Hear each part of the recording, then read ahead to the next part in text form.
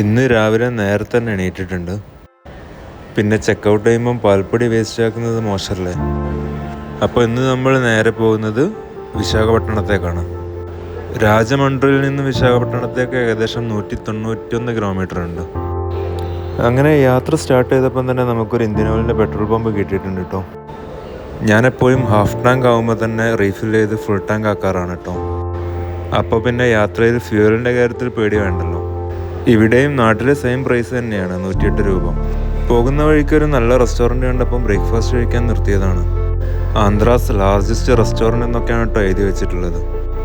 അങ്ങനെ ഉള്ളിൽ കയറി നോക്കിയപ്പോൾ ഉള്ളിലൊരു അമ്പലമൊക്കെ ഉണ്ട് കേട്ടോ. ഇന്ന് ബ്രേക്ക്ഫാസ്റ്റ് എന്തെങ്കിലും ഡിഫറെൻ്റ് ആയിട്ട് കഴിക്കാമെന്ന് വിചാരിച്ചിട്ട് കാരം ദോശയാണ് ഓർഡർ ചെയ്തത്. കാരം ദോശ എന്ന് പറയുന്നത് ഒരു റെഡ് ചട്നിയൊക്കെ ആയിട്ടൊരു ആന്ധ്ര സ്റ്റൈൽ ദോശയാണ്. ഇന്നത്തെ യാത്രയും ചെന്നൈ മുതൽ കൊൽക്കത്ത വരെ പോകുന്ന നാഷണൽ ഹൈവേ 16 സിറ്റിയിൽ നിന്നും പുറത്തു കടന്നപ്പോൾ ഒരുപാട് മരങ്ങളും കണ്ണെത്താ ദൂരം പരന്നു കിടക്കുന്ന വയലുകളും ഒക്കെ കാണാൻ പറ്റുന്നുണ്ട്. റോഡിൽ ഒരുപാട് വണ്ടികളൊന്നും ഇല്ല കേട്ടോ, പക്ഷേ ഇടയ്ക്കിടയ്ക്ക് ഇതുപോലെ സ്പീഡ് മോണിറ്ററുകൾ വെച്ചിട്ടുണ്ട്. അങ്ങനെ ഇപ്പോൾ ഹൈവേയിൽ നിന്നിറങ്ങി വൈസാഖ് സിറ്റിയിലേക്ക് കയറുകയാണ്. ഇവിടെ നാട്ടിലൊരു ആർമി ഓഫീസറുടെ ക്വാർട്ടേഴ്സിലാണ് കേട്ടോ ഒരാഴ്ച സ്റ്റേ ചെയ്യുന്നത്. So stay in touch for some beautiful Vizag shots.